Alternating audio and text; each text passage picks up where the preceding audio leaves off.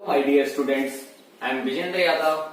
Once again welcomes you in my YouTube channel Genome Science Classes by Vijendra Yadav. Students, I hope you all are well. Students, today we discuss our next topic from 7th class, chapter 5. Today's topic are neutral substance and acidic rain. So, let's start. First of all, we have first topic is neutral substance. Neutral means anything that is not indicate to some specific group. यानी neutral substance को समझने के लिए हम एक चीज की बात करते हैं. हम एक एग्जांपल लेते हैं. आपकी क्लास में ग्रुप्स होंगे, आपका फ्रेंड सर्किल होगा, किसी दूसरी क्लासमेट जो आपके हैं उनका फ्रेंड सर्किल होगा. तो कुछ स्टूडेंट ऐसे होंगे जो आपके फ्रेंड सर्किल में होंगे, कुछ स्टूडेंट ऐसे होंगे जो आपकी क्लास में कोई दूसरे स्टूडेंट है उनके ग्रुप में होंगे.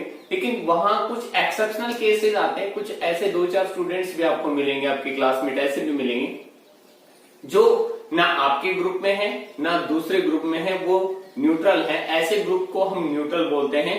केमिस्ट्री की लैंग्वेज में ऐसे सब्सटेंसेस को न्यूट्रल सब्सटेंसेस बोलते हैं. न्यूट्रल सब्सटेंसेस की डेफिनेशन को अगर हम देखें तो दीज आर दो substances which are neither acidic nor basic. यानी वो सब्सटेंस जो ना एसिड है ना ही बेस है, ऐसे सब्सटेंसेस को हम नाम देते हैं न्यूट्रल सब्सटेंसेस का नाम देते हैं. इससे पहले हमने एसिडिक और बेसिक के कैरेक्टर्स के बारे में पढ़ा था. एसिड और बेसिक के एग्जांपल्स, उनकी डिटेल्स के बारे में पढ़ा था. तो बेसिस के बारे में भी पढ़ा है. उन दोनों के अलावा जो सब्सटेंसेस बच जाते हैं, जो एसिड नहीं है, जो बेस नहीं है, बाकी बचे हुए सब्सटेंसेस को हम न्यूट्रल सब्सटेंसेस में इंक्लूड करते हैं. आगे इनकी प्रॉपर्टीज के बारे में देखा जाए तो पीएच वैल्यू एक सबसे बड़ी चीज आती है. मैंने आपको पीएच स्केल के बारे में बताया था. पीएच स्केल की बात करें तो न्यूट्रल सब्सटेंसेस की जो पीएच वैल्यू है वो आपकी आती है एग्जैक्टली 7. यानी सिर्फ और सिर्फ वो सब्सटेंसेस जिनका पीएच स्केल में रीडिंग आपके 7 आती है उनको हम इंक्लूड करते हैं न्यूट्रल सब्सटेंसेस में. एसिड और बेस का अगर पीएच वैल्यू के रिगार्डिंग दें तो एक बार मैं फिर से आपको रिमाइंड करवा देता हूं. एसिड जो होते हैं उनकी जो पीएच वैल्यू आती है वो 0 से लेके 6.9 तक होती है. वहीं बेस की पीएच वैल्यू 7.1 से 14 तक होती है. ये आपका पीएच स्केल था. ओके, 0 से लेके जिसकी वैल्यू 14 तक होती थी. मैंने मिड में एक रेंज दी थी 7. ये इधर एसिड इधर बेस और बीच में बच गया वो न्यूट्रल सब्सटेंस.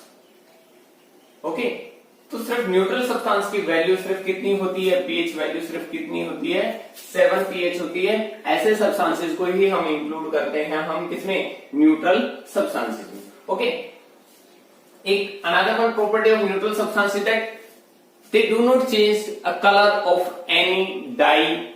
particularly dye की बात करें तो particularly they do not change the color of any indicator. हमने प्रीवियस क्लासेस में इंडिकेटर्स के बारे में पढ़ा है. अगर आपने वो वीडियो नहीं देखा तो आप एक वीडियो आपको मेरे चैनल पे मिलेगा इंडिकेटर्स के बारे में. न्यूट्रल सब्सटेंसेस के पीएच हम न्यूट्रल सब्सटेंसेस की बात करें तो वो किसी do not change colour of any indicator.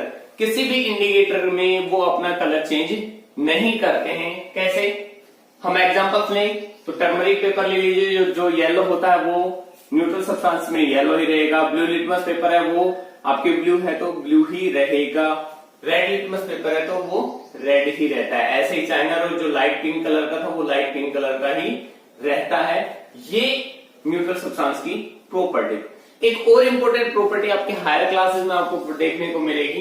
तो अगर उनकी बात करें हम तो यहां आप एक चीज मेंशन करता हूं मैं यहां आपके लिए. They do not conduct electricity. यानी उनमें इलेक्ट्रिसिटी फ्लो नहीं होती. ऐसे सब्सटेंसेस में इलेक्ट्रिसिटी फ्लो नहीं होती. आप एग्जांपल में हम एक एक्सपेरिमेंटली प्रूफ कर सकते हैं. एक बीकर ले लीजिए, उसमें एक इलेक्ट्रोड ये एक ये, दोनों को बैटरी से जोड़ दीजिए और बीच में आपकी क्या लगा दीजिए, आपने ये बैटरी वायर लिया, बैटरी से कनेक्ट किया, इसे स्विच लगाया और आगे चल के आप उसमें बल्ब लगा दीजिए। और जब इसमें हम किसी भी न्यूट्रल सब्सटेंसेस को डालेंगे तो ये बल्ब ग्लो नहीं करेगा, लेकिन अगर हम एसिड या बेस डालेंगे तो ये बल्ब अपने आप ऑटोमेटिकली, जैसे स्विच ऑन करेंगे हम, स्विच ऑन करते ही आपके बल्ब ग्लो करने लग जाएगा। ये भी एक न्यूट्रल सब्सटेंसेस की प्रॉपर्टी ही है। अच्छा, अब हम आगे इनके एग्जांपल्स की बात करें तो प्योर वाटर, डिस्टिल्ड वाटर, जो आपकी बैटरी में जो पानी डलता है, आपके घर में इन्वर्टर जो है उसमें जो पानी डलता है, वो प्योर वाटर आपकी क्या है, वो प्योर वाटर न्यूट्रल सब्सटेंस है। एल्कोहल आजकल जो सैनिटाइजर्स में यूज की जा रही है, वाइन बियर फैक्ट्रीज में आपके एल्कोहल यूज की जाती है, वो न्यूट्रल सब्सटेंस है। शुगर जो है वो न्यूट्रल सब्सटेंस है। और कॉमन सोल्ट जिसका फॉर्मूला आता है सोडियम क्लोराइड, जो आपके NaCl, वो भी एक न्यूट्रल सब्सटेंस की कैटेगरी में ही आता है। तो ये तो थे neutral substances. Next topic is acidic rain. Acidic rain की बात करें तो acidic rain is not a rain that contain only acid and there is no quantity of water. ऐसा कुछ भी आपके नहीं है कि एसिडिक रेन में सिर्फ एसिड ही होता है, पानी नहीं होता, ऐसा नहीं है। एसिडिक रेन वो रेन आती है जिसमें आपके एसिड की क्वांटिटी ज्यादा होती है, नॉर्मल रेंज से ज्यादा होती है। जैसे डेफिनेशन की बात करें तो the rain which contain a higher level of acid than normal. आपके हायर लेवल आपके किसका, एसिड का है। नॉर्मल जो वाटर आपके होता है उस नॉर्मल वाटर में भी एसिड और बेस आपके होते हैं, लेकिन नॉर्मल रेंज से ज्यादा अगर रेंज आपकी आती है, अगर एसिड ज्यादा प्रेजेंट है तो उसको हम नाम देंगे, वो रेन आपकी क्या कहलाएगी, एसिडिक रेन कहलाती है।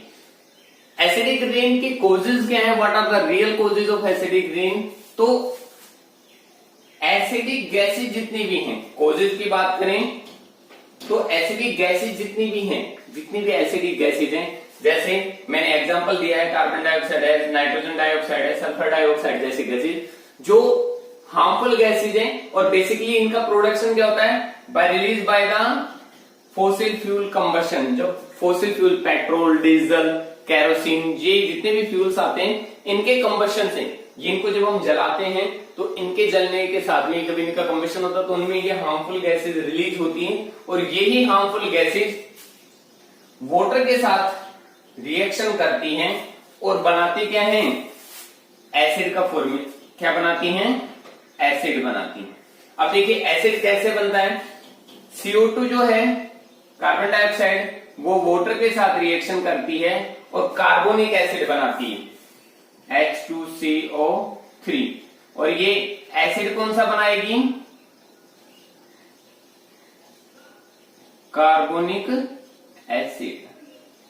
इसी तरह अगर नाइट्रोजन डाइऑक्साइड की अगर बात करें, NO2, वो भी वाटर के साथ मिलकर HNO3 नाइट्रिक एसिड का फॉर्मेशन करती है, नाइट्रिक एसिड बनाती है। और ऐसे ही अगर हम सल्फर डाइऑक्साइड की बात करें तो वो भी वाटर के साथ मिलकर आपके सल्फ्यूरिक एसिड H2SO4 बनाती है, सल्फ्यूरिक एसिड। ये कुछ फॉर्मूले मैंने आपके लिखे हैं, ये फॉर्मूले आप इन्हें, कॉमन सॉल्ट का फॉर्मूला NaCl, आप इन्हें नोट डाउन कर सकते हैं इन फ्यूचर, ये आपके काम आते हैं। कार्बन डाइऑक्साइड, नाइट्रोजन डाइऑक्साइड और सल्फर डाइऑक्साइड जैसे गैसेज तो आपके क्या हैं, हार्मफुल हैं, हार्मफुल पॉइजनस गैसेज की बात करें, एसिडिक गैसेज है। और ये सारी के सारी एक वाटर के साथ, रेन में प्रेजेंट वाटर के साथ में रिएक्शन करके और आपके क्या करती हैं, एसिडिक रेन के लिए रेस्पॉन्सिबल है। What are the effects of acidic rain. Actual में इफेक्ट क्या होते हैं, क्या कॉजेज हैं एसिडिक रेन के। ये तो कॉजेज थे। इफेक्ट्स की बात करें तो एसिडिक रेन्स की सबसे पहला इफेक्ट पड़ता है एक्वेटिक ऑर्गेनिज्म पे, वाटर बॉडी में, यानी तालाब, झील जो भी या नदी में आपके एक्वेटिक प्लांट्स और एनिमल्स हैं, ये उन्हें डिस्ट्रॉय करती है, ये उन्हें डिस्ट्रॉय करती है। डिस्ट्रॉय करते कैसे करेगी, मैं एक बार इसको रिलीज कर देता हूं।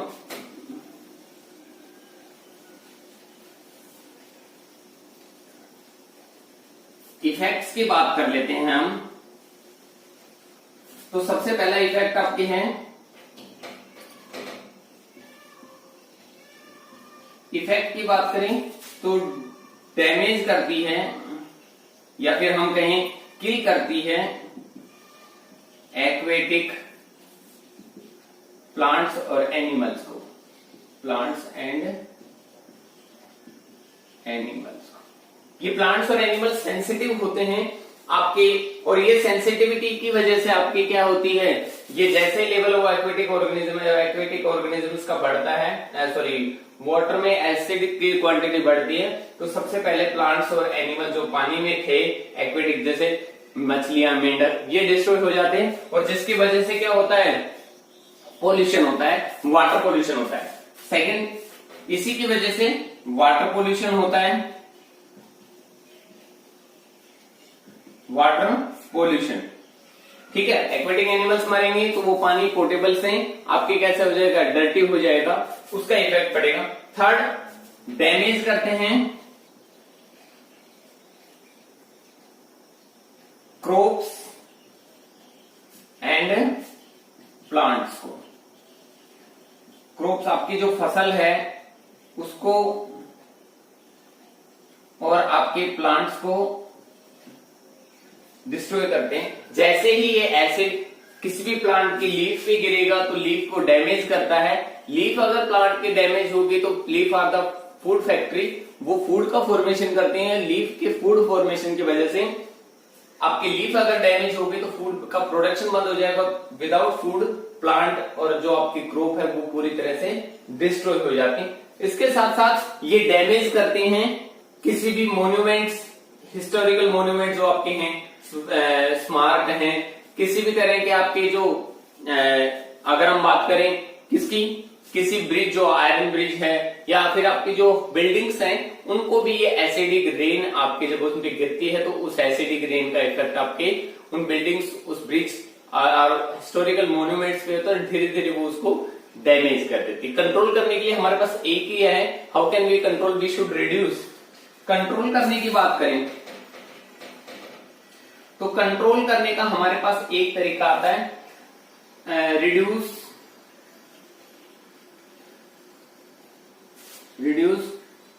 फॉसिल फ्यूल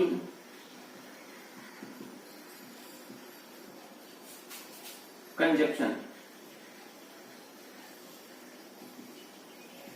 कंज्यूम करना हम फॉसिल फ्यूल का, या हम कहें उनका यूज करना, हम क्या करें, पेट्रोल, डीजल, केरोसिन जो है अननेसेसरी हम ऑटोमोबाइल्स का यूज ना करें, ठीक है। आजकल ट्रेंड सा है, हम शाम को घूमने भी स्कूटी भी, बाइक पे निकलते हैं, गाड़ी में निकलते हैं, ये अननेसेसरी कंजप्शन करेंगे तो एक तो एसिडिक गैसेज रिलीज नहीं होंगी।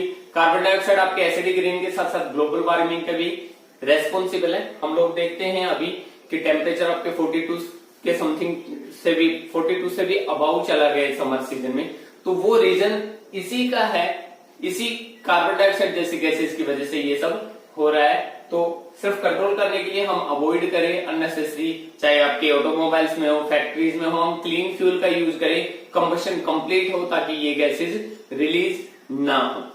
I hope you can understand. If you have any doubt, please mention your doubt in the comment section and like, share and subscribe my channel Genome Science Classes by Vijendra Yadav. Thank you. Have a nice day.